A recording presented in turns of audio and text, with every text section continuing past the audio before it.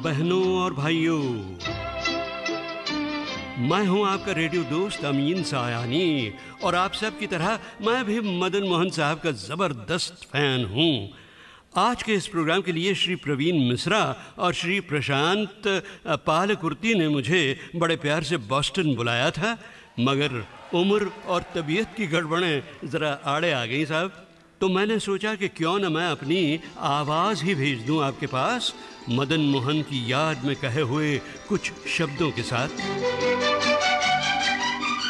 मदन मोहन की धुनों में हमेशा एक मधुरता, एक गहराई हुआ करती थी जो संगीत प्रेमियों के दिलों को दुनिया की कारोबारी भाग दौड़ से उठाकर कल्पना और कामना की जज्बाती बुलंदियों तक पहुंचा दिया करती थी।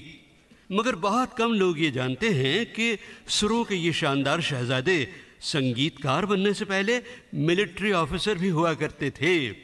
इसलिए उनके कैरेक्टर में सिपाहियों वाली सख्ती और करख्ती भी हुआ करती थी।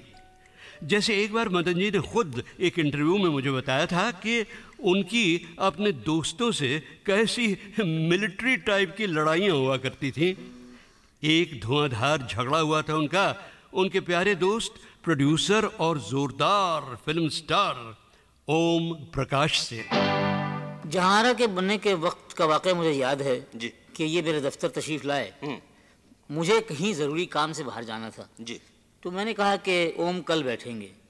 कहने लगे मदन तुम मेरे काम पर ध्यान नहीं देते। अरे बात तूल पकड़ गई, मुझे गुस्सा आ गया और मैंने गुस्से में ढोलक उठा ली और ओम ने हथौड़ी। अरे बाप, उनके दोस्तों ने उन्हें पकड़ रखा था और मेरे दोस्तों ने मुझे। मैंने कहा देखो ओम, एक लफ्ज़ तुमने अब कहा ना तो बैल्कनी से नीचे फेंक दूंगा। कहने लगे कि नीचे पहुंचकर बहुत सी हड्डियां टूटेंगी, लेकिन फिर भी कहूँगा यही कि म्यूज़िक मदन मोहन का होगा।